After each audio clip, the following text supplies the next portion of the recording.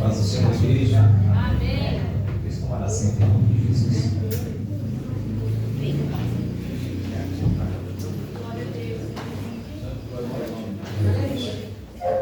Irmãos, quem puder, já ir abrir na palavra do Senhor, livro de Gênesis, capítulo de número 4, versículo de número 25, Gênesis 4, 25. Louvo a Deus pela oportunidade de estar mais uma vez na casa do Senhor, para poder oferecer a Deus a minha oferta, oferecer a Deus o meu sacrifício, oferecer a Deus a minha vida. É um privilégio e não apenas uma oportunidade. Confesso aos irmãos que temos passado por alguns períodos de enfermidade, então meia hora para mim atualmente pregar está sendo muito. Então fica tranquilo que não vai passar do horário. E vocês ainda vão ter que orar para Deus me dar graça para ir até o final, amém? Glória a Deus. Se não conseguir, eu paro e os pregadores continuam. Gênesis capítulo de número 4, versículo de número 25. Quem trouxe a Bíblia aí, diga glória a Deus. Glória a Deus. Tá bom, irmãos, tem que andar com a Bíblia aí. É Mateus? Seu nome é Mateus? Como é que é seu nome? Everson. O Edivaldo fala que ele é ruim de nome, né? Eu conheço o Everson tem 20 anos. Não é isso mesmo? Nós crescemos juntos aí, pra lá, pra cá nas vigílias. E eu sou muito irmão, mas eu nunca esqueço pessoas que estiveram do nosso lado desde sempre. Então, é um privilégio poder hoje congregar a Deus que serve você, viu, Everson? Deus abençoe a sua vida. Irmãos, quem achou, diga amém. Amém. Diz assim, Gênesis 4, primeiro. E conheceu Adão, capítulo 4, versículo 1. E conheceu Adão a Eva, sua mulher, e ela concebeu e deu à luz a Caim. E disse: alcancei do Senhor um homem. Versículo 2. E deu à luz a mais seu irmão Abel. E Abel foi pastor de ovelhas, e Caim foi lavrador da terra. Ainda o capítulo 4, versículo de número 25. E tornou Adão a conhecer a sua mulher, e ela deu à luz um filho, e chamou seu nome Sete, porque disse ela: Deus me deu outro filho em lugar de Abel, porquanto Caim o matou. E a Sete também nasceu um filho, e chamou o seu nome Enos. Então se começou a invocar o nome do Senhor. Frisando novamente o versículo de número 26. E a Sete também nasceu um filho, e chamou o seu nome Enos. Então se começou a invocar o nome do Senhor. Quem pode dizer amém por essa palavra? Amém. Fala conosco, Senhor, uma vez mais por intermédio da tua santa palavra nessa noite. É o que te pedimos em nome de Jesus. Amém? Preste atenção aqui. Hoje é perceptível que temos aqui uma grande quantidade de jovens e adolescentes. Glória a Deus. Depois vou puxar a orelha do Mário, que não deixou os jovens cantar hoje. Mas preste atenção. Todos nós que estamos aqui nessa noite, estamos aqui por um propósito. Ninguém está aqui porque não tinha nada para fazer em casa nessa noite. Ninguém vem para a igreja porque tinha que escolher esse lugar como um lugar de passeio no intuito de se divertir, como o lazer que nós fazemos quando vamos para a praça, para um shopping, para um cinema. ou algo similar a isso. Todos nós, quando estamos na casa do Senhor, estamos aqui por um propósito. Não obstante disto, é necessário entendermos qual é o propósito que nos faz sair das nossas casas, dos nossos lares e chegar até este lugar. É claro que não podemos também forçar, a mentalidade ou o intelecto dos nossos jovens e adolescentes que têm por costume nos seguir aonde nós vamos. Então, de certa forma, essa palavra é mais viável a nós adultos que aos nossos filhos e netos, porque, entre aspas, são meio que obrigados a nos seguir à casa do Senhor. E é bem verdade que, se perceber, é mais fácil você ver um adolescente distraído, um jovem distraído, do que um adulto.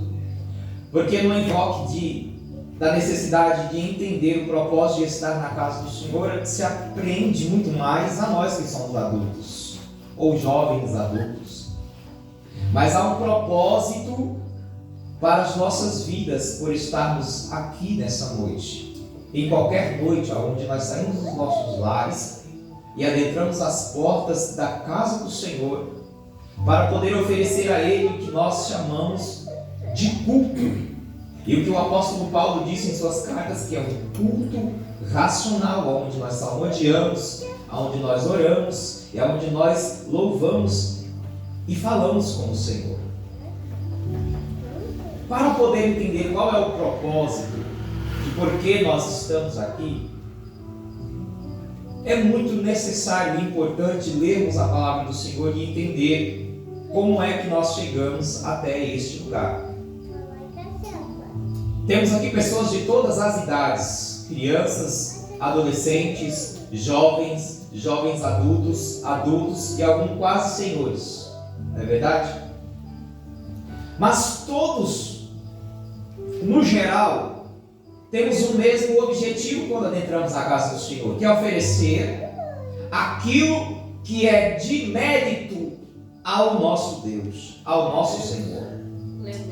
Mas é complexo e é complicado entender o propósito de servir a Cristo, porque quando nós falamos em oferecer a Deus algo, é muito diferente de quando nós falamos em oferecer para a pessoa que está do nosso lado, para o nosso cônjuge ou alguém que nós conhecemos, oferecer algo. Porque na maioria das vezes, quando nós vamos oferecer algo para alguém que conhecemos, é físico, é palpável, é explicável. E até mesmo aquelas coisas que são abstratas, como sentimentos, emoções, demonstrações de carinho, afeto ou coisas similares a essas, por mais que não sejam palpáveis, por mais que nós não consigamos pegar, ver, entender como o amor, o carinho, o respeito, a dedicação, a compreensão, ainda que não sejam palpáveis, mas são de nosso total conhecimento. Eu não posso tocar ou pegar todas essas coisas abstratas que eu acabei de mencionar, mas eu conheço todas elas. Eu conheço o amor, o carinho, o respeito, o afeto, a dedicação, a compreensão, conheço tudo isso. Agora, quando se fala de oferecer a Deus um culto, oferecer a Deus uma oferta, oferecer a Deus algo quando adentramos estas portas, nós estamos falando de algo que foge muito da compreensão humana. E por mais que eu e você, todos os dias que estamos na casa do Senhor, buscamos entender e oferecer a Ele o nosso melhor, ainda há muito a se conhecer de Deus. Ainda há muito a se conhecer do Senhor. Porque, diferente de toda essa dimensão humana que nós estamos aqui e que nós conhecemos, quando se trata de falar de Deus, do Senhor Jesus Cristo e do Espírito Santo, nós conhecemos muito pouco dele. E talvez você fale assim para mim: não, pastor, eu conheço muito a Deus, eu conheço muito ao Senhor, eu conheço demais o Espírito Santo, eu sou cristão desde sempre, desde a vida inteira, desde a eternidade. Mas a verdade é que nós não conhecemos inteiramente a Deus, porque nós não somos nem dignos de conhecer a Deus. Porque há uma santidade dos céus, A palavra do Senhor diz no livro de Isaías, capítulo 59, versículo 1, diz que os pecados fazem divisão entre nós e o nosso Deus. E eu não estou dizendo aqui de pecados que, sérios, mortais, estou dizendo do nosso cotidiano. São coisas que nós fazemos que às vezes entristecem o coração de Deus, e essas pequenas coisinhas vai fazendo divisão entre nós e nosso Deus. Então por isso temos que entender que, de fato, falta muito ainda para conhecer a Deus. Falta muito ainda para chegar pertinho do Senhor de uma maneira assim íntima demais, para você um dia dizer: agora eu conheço o Senhor. Todavia, porém, entretanto, cá estamos nós na casa de Deus, para poder fazer de tudo que nós temos de melhor para oferecer a Ele dos nossos cultos, todas as vezes em que nós adentramos a essas portas. Quem está entendendo até aqui, diga amém. A palavra lá no comecinho diz acerca de Adão e Eva, que foram criados por Deus, colocados no jardim, etc, etc, etc. Comeram do fruto que o Senhor não permitia, conhecemos a história. E a palavra vai dizer que conheceu Adão a Eva, sua mulher, e concebeu e deu a luz a Caim e Abel. Irmãos, os primeiros, por assim dizer, até onde a Bíblia nos instrui. Mas uma infelicidade alcançou esta família. O ciúme, a inveja, o sentimento negativo tomou conta do coração de Abel. Nisso Abel mata Caim. Talvez os senhores não tenham observado a importância deste fato histórico, porque é a primeira menção bíblica da vertente do sangue humano na terra. Não sei se os senhores já pararam para perceber, mas é o primeiro marco, é o primeiro momento em que a palavra do Senhor vai mencionar que o sangue humano foi derramado sobre a terra. Então é um fato histórico muito relevante isso. E quais os motivos e quais as razões para que esse fato pudesse ter acontecido? A palavra do Senhor diz que o próprio Deus, falando com Caim, vai falar acerca da oferta dele. E ele fala: olha, se o mal estiver no seu coração, o diabo jaz à porta. Traduzindo o que está dentro do seu coração é aquilo que vai fazer com que o seu caminho prospere. Aleluia, glórias ao nome do Cordeiro. Aleluia. Jovens, isso aqui é muito bom para jovens e adolescentes. O que estiver dentro do seu coração, o diabo jaz à porta. Então, algumas pessoas não entendem por que o Senhor se agradou mais da oferta de Abel do que da oferta de Caim. Não tem relação direta com a oferta, porque as duas eram ofertas. Mas Deus é pleno. Deus é pleno, é completo. E Deus, Ele entrou dentro do coração de cada um daquele que estava oferecendo a oferta. E Ele sondou, como o apóstolo Paulo mesmo diz, que Ele sonda as juntas, ossos, medulas. E Ele conhece a intenção do coração. Então Deus é muito mais do que nós podemos compreender, porque Ele é santo. E a santidade de Deus, ela é plena, perfeita para sondar o íntimo da nossa alma. Então, mesmo no meio da distração, mesmo no meio do movimento, mesmo no meio do cotidiano, lá no céu, a mente de Deus, ela entra dentro da minha vida, da sua vida, lá na sua casa, no momento em que você está sozinho, talvez quando você está conversando com alguém distraído, os seus problemas, as suas adversidades são esquecidas por um breve momento, mas quando você está sozinho, volta de novo para a sua mente, e Deus conhece tudo isso. Tudo isso. Os adolescentes, não sei se os adultos vão recordar, eu sou um jovem adulto, né, pastor? Eu sou jovem adulto. Mas quando o adolescente ele tem menos experiência de vida, do que nós que somos mais adultos e os senhores. Então é uma quantidade limitada de informações. E quando nós ficamos mais velhos, nós ficamos querendo bater na cabeça dos adolescentes porque faz tanta coisa errada. Por que faz tanta besteira assim? É porque o nível de informação, de experiência de vida na vida deles é limitada. Ele não erra porque ele quer errar, porque ele erra de propósito. Às vezes parece que está errando de propósito, dá vontade de bater, porque fala, por que você está fazendo errado? Se eu te falei que não é assim que é para fazer. Mas é porque há uma limitação de experiência na vida deles. E foi isso que fez com que dimensões entre Caim e Abel ocorressem. Porque a intenção de Abel era uma, a intenção de Caim era outra. Então não havia distinção entre ofertas, mas o coração era diferente. O coração era diferente. Dito isto, o que o coração produziu foi o caminho ao qual se levou.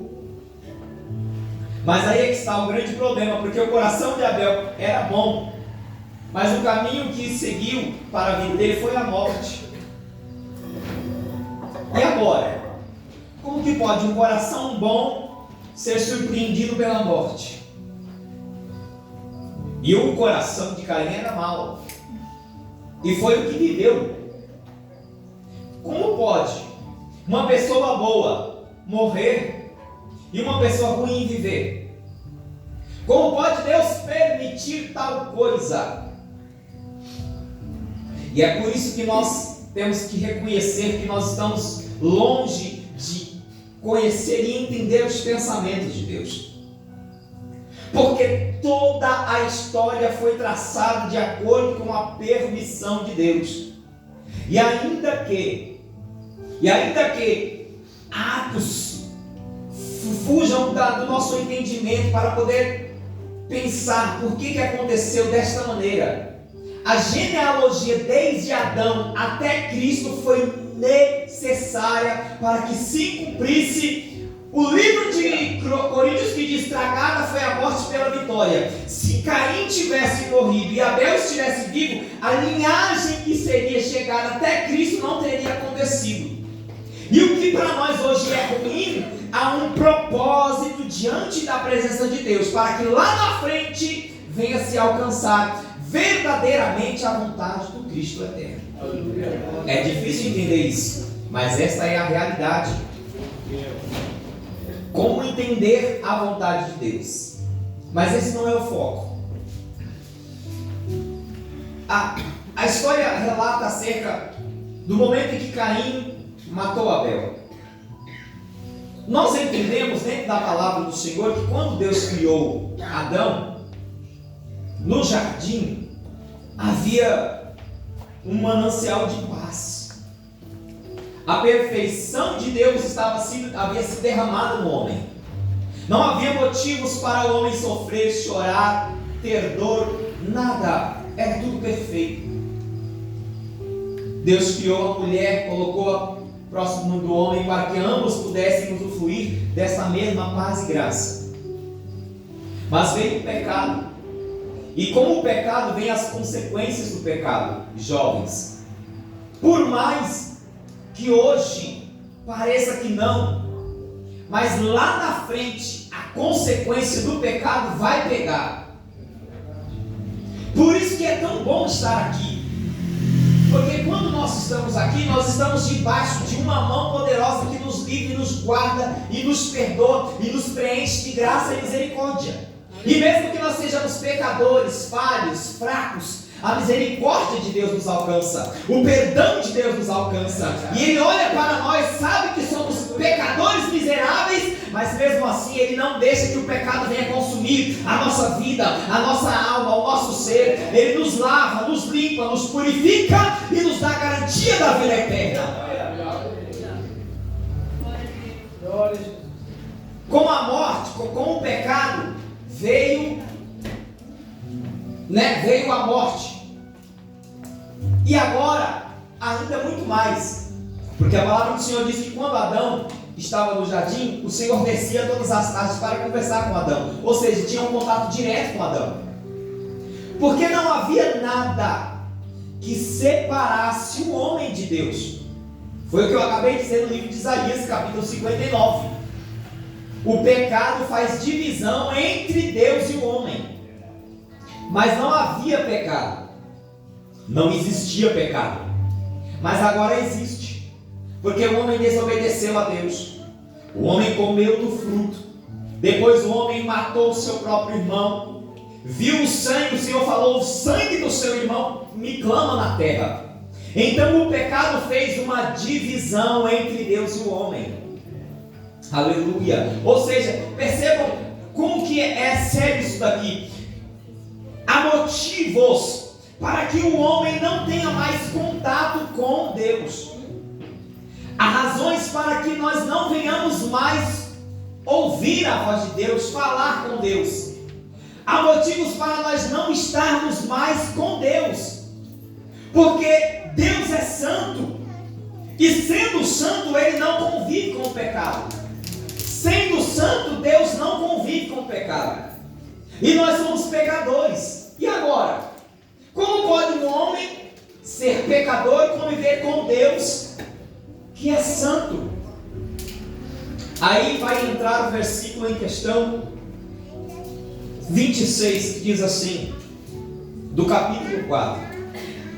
E Sete também nasceu um filho, chamou seu nome Enos. Então se começou a invocar o nome do Senhor. Foi nesse momento, do capítulo 4 da Bíblia Sagrada, que Deus começou a obra do escape. Foi neste momento, foi exatamente neste versículo que Deus começou a trabalhar a sua misericórdia. Porque tem algumas pessoas que falam que foi no momento em que Deus tirou o homem do jardim para poupá-lo da vida eterna como um pecador, para que não fosse como o diabo, que não houvesse perdão. Mas, na minha visão, neste momento, Deus começou a mostrar ao homem, à humanidade, a sua misericórdia. Por quê? Porque quando o homem pecou, quando o homem errou, o homem se fez impossibilitado de adentrar a presença de Deus.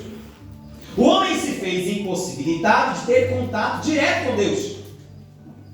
Mas Deus, como é um Deus misericordioso, permitiu exatamente nesse momento o quê? E começou-se a invocar o nome do Senhor. Ou seja, você é pecador, miserável, falho, fraco. Mas mesmo assim eu permito, no momento em que você estiver na adversidade, na dificuldade, dobre o seu joelho, eleva os seus olhos aos céus, clama o nome do Senhor, porque de certa forma, através da oração, o Senhor vai ouvir. Aleluia! Aleluia! Agora é isso, para finalizar.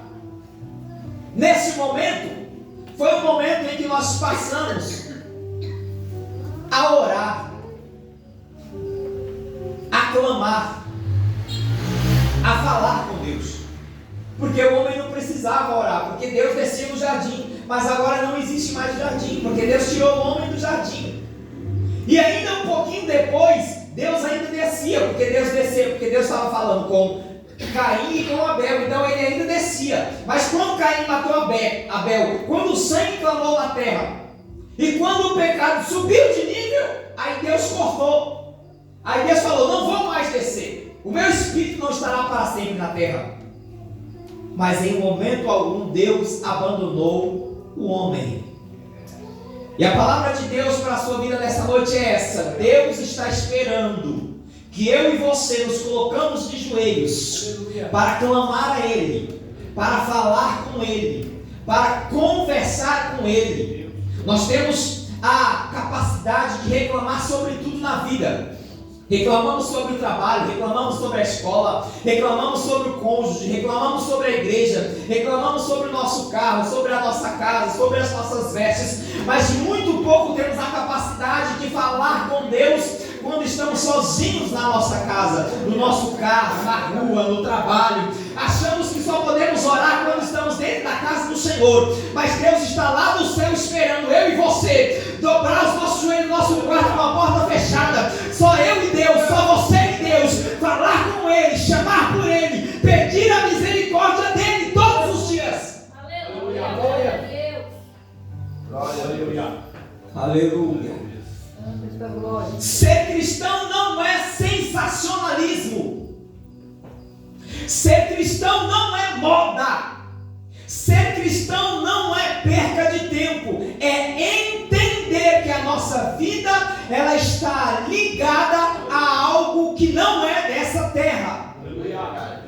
Ser cristão é entender o propósito de estarmos aqui. O propósito de estarmos aqui é o quê? É termos uma aliança com Deus. O mundo pode não acreditar, a mídia pode não acreditar, mas eu e você cremos que há um Deus no céu que ouve a nossa voz, a nossa oração, entende as nossas súplicas, as nossas dores, e no momento certo, Ele vai responder. Mas pastor, eu nunca ouvi a voz de Deus falar comigo. Mas pastor, eu nunca vi Deus falar comigo. Mas pastor, eu nunca tive nenhuma dessas visões que vocês falam aí na minha vida. Para finalizar, eu me recordo muito bem, a minha irmã teve uma experiência com Deus aos 9 anos de idade, a minha irmã mais velha. E eu tinha 8. Sou um ano mais novo que ela. E aos 9 anos minha irmã teve uma experiência espiritual. Teve um encontro com Deus. Nós somos de berço evangélico, nascemos no Evangelho. E eu sempre fui muito decidido, eu sou até hoje muito decidido nas minhas causas, nas minhas escolhas. E eu falei assim, eu quero ter uma experiência com Deus.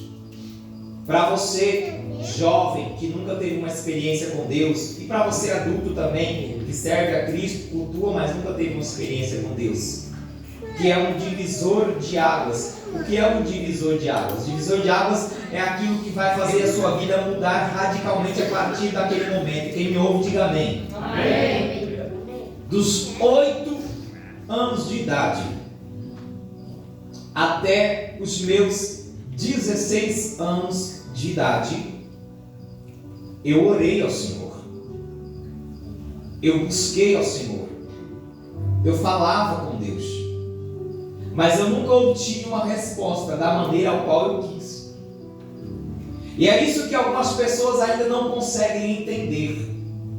Porque eu tinha 8, 9, 10, 11, 12, 13, 14, 15, 16. São 8 anos buscando a Deus sem respostas, entre aspas. Foram 8 anos pedindo para Deus falar comigo. E eu não estou falando de uma ação de um adulto que tem consciência do que está fazendo. Eu não estou falando de um adulto com mais de 20 anos que tem a capacidade de projetar e aguardar o tempo da conquista. Eu estou falando de uma criança de 8 anos de idade que não entendia o porquê, não recebia aquilo que estava buscando, mas mesmo sem entender, nunca parou de buscar, porque acreditava que é um Deus do céu que responde a oração. Aleluia a Deus. Mas falta um pouquinho também das nossas, desculpa a minha sinceridade, mas da responsabilidade dos pais diante dos filhos. Porque quando eu chegava na igreja com 8, 7, com 6, 7, 8 anos de idade, a minha mãe não deixava eu ficar sentado no banco. Ela me fazia dobrar o joelho e colocar o rosto no chão, no sofá e orar. E eu dormia, porque eu não conseguia orar. Mas quando eu levantava, ou melhor, quando eu pensava em levantar, eu olhava para minha mãe e ela fazia assim, ó. Calamarachu, glória a Deus. Vai orar. Vai orar. E eu orava. Começava, cochilava. Mas era todos os dias. E não era hoje, não. Era numa outra igreja. Era de segunda a domingo. Era todos os dias. Então eu chegava, dobrava o joelho e eu ia orar. E quando eu vi a experiência que a minha irmã teve, eu falei, olha, eu quero isso daí para mim também. E mesmo como uma criança, eu peguei aquilo para a minha vida e eu comecei a buscar a Deus. Eu comecei a falar: Pai, eu quero uma experiência contigo, eu quero que o Senhor fale comigo. E eu tive uma meia experiência com Deus, porque não era o que eu queria, mas Deus falou assim: eu vou só te preparar. Na época, muito carente, financeiramente falando, a família sem estrutura nenhuma, estudando na escola, o professor chegou lá, falou: olha, a escola ganhou 15, 20 computadores aqui, e nós não temos computadores para todos os alunos, então nós vamos sortear aqui alguns alunos para fazer o curso de computação. Talvez para vocês jovens hoje isso não seja nada, mas no ano de 2000 isso era muita coisa. Eu recordo muito bem, a minha sala era a última, quando o diretor entrou e começou a falar isso. Eu, como cristão que já era, eu tinha acho que 11 anos de idade, ou 12, eu não me recordo muito bem. Era o ano de 2001, 2002, 2001. Quando ele entrou, que ele fez os papéis, colocou o número de todos os alunos da sala, jogou dentro da sala, dentro do saquinho assim. E quando ele jogou dentro do saquinho, eu, uma criança ainda, eu abaixei a minha cabeça na carteira e falei: Pai, se o Senhor me der, a minha vida espiritual vai mudar a partir de hoje. E eu já era crente, eu nem sabia como mudar mais. Mas eu orei com fé, eu abaixei a cabeça e falei: Pai, se o Senhor me der, a minha vida espiritual vai mudar de uma maneira extraordinária. 11 ou 12 anos de idade. Só que Deus é bom, porque era, acho que uns 20 alunos de sorteio. Se eu caísse no meio, a probabilidade é muito grande. Mas Deus falou assim: para você saber que sou eu que estou no negócio, o primeiro número que saiu do sorteio foi o meu. Glória a Deus, aleluia. O primeiro número do sorteio que saiu foi o meu. E eu glorifiquei a Deus. E quando eu saí da escola, eu cheguei, corri com o tempo dos meus pais. E aí, o que eu tinha que fazer? Porque eu já era crente, porque eu já servia a Deus, porque eu já ia para a casa de Deus. E falei: eu tenho que fazer algo que eu não fazia ainda. Eu saí mais cedo. Eu fui até a casa do pastor. Bati na porta, bati palma, chamei ele falou: o que você quer, menina? Eu falei: eu quero a chave da igreja. Para que você quer a chave da igreja? Não importa, eu quero a chave da igreja. E ele foi lá, pegou, me deu a chave, eu entrei, abri a porta, peguei a vassoura, vim varrendo a igreja do púlpito até a porta da igreja, arrumei as cadeiras, arrumei as coisas, depois eu fui para o fundo do banco da igreja e comecei a orar, comecei a ficar na porta, e todos os cultos eu era o primeiro a chegar, porque eu tive uma experiência com Deus, e eu comecei a exercer aquilo que eu estava orando. Glória a Deus, aleluia. Isso eu tinha 11 anos, mas a experiência que eu pedi para Deus, Deus só me deu com 16. O que eu quero dizer para você, para finalizar agora, é momento de você começar a orar e a falar com Deus. Jovens, adolescentes, até crianças, adultos também, mas isso é o básico para nós. Mas é momento de você começar a buscar, a falar com Deus, a pedir para que Ele mostre para você, fale com você, traga na sua vida uma experiência, porque no momento em que Ele trouxer na sua vida uma experiência, a sua vida nunca mais será a mesma. Feche os seus olhos. Espírito Santo de Deus, honra e glória te dou nessa noite, Pai. Eu creio no Teu poder, eu creio na Tua glória e na Tua majestade, meu Pai. Todos os anos da minha vida eu estive na Tua presença, ainda, Senhor, que com falhas, ainda que com intempéries, mas o Teu nome glorificado sempre foi, meu Pai, na minha vida. E até o dia, meu Pai, em que eu der o último respiro nessa terra, o Seu nome será glorificado, Pai. Desde já eu te louvo e te agradeço para todos sempre. Amém. Quem pode aplaudir o Senhor nessa noite.